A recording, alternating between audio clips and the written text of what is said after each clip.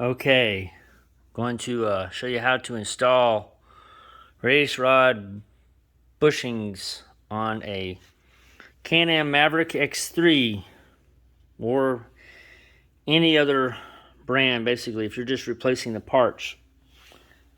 The old part is this little booger right here, which I have pressed out. And this one's not as bad as the other one, which what I'm about to replace right now. You can see how much a wobble that has got in it. Like, it shouldn't even be that bad, but it's a bad piece. And that's wear and tear. So I'm going to go with the replacement parts that CA Tech sent me, and we will go from there.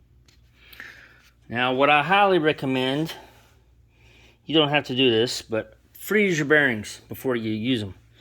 This is what it's going to look like assembled, but you don't want to assemble it until you're ready for it.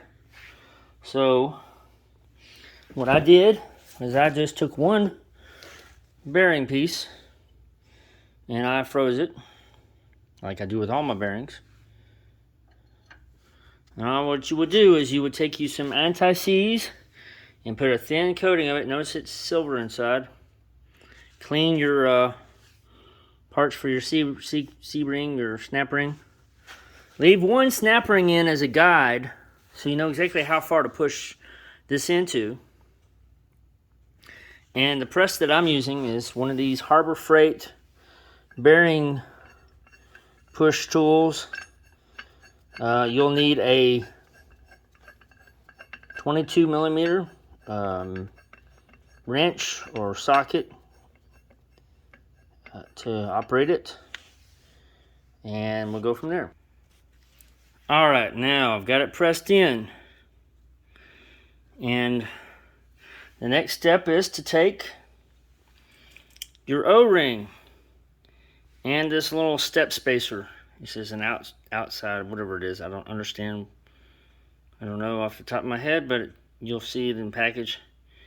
It's basically like a 3-step or 2-step piece, like so. And take your O-ring. I'm doing this with one hand, so be patient, people.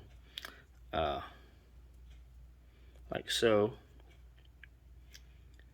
And you will take this and, first of all, put it on your opposite side where you have your,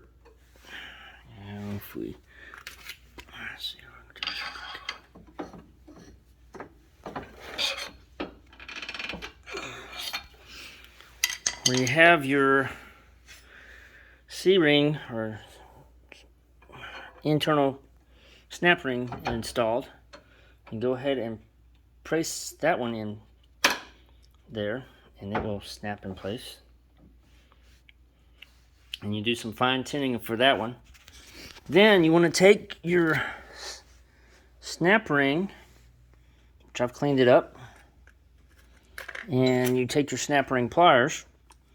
These I got at Northern Tool, and they have a lifetime warranty. Just keep your receipt, or you don't even have to have a receipt, just keep that. So,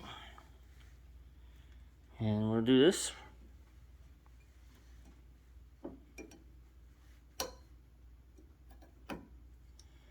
It's in place. Take your other piece that I showed you before on the other end. Put the O-ring on as so.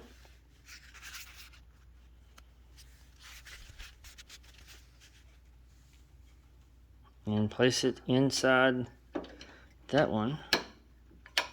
Now, you don't have to press these, but I would advise looking into pressing them in place to where they're not going to move.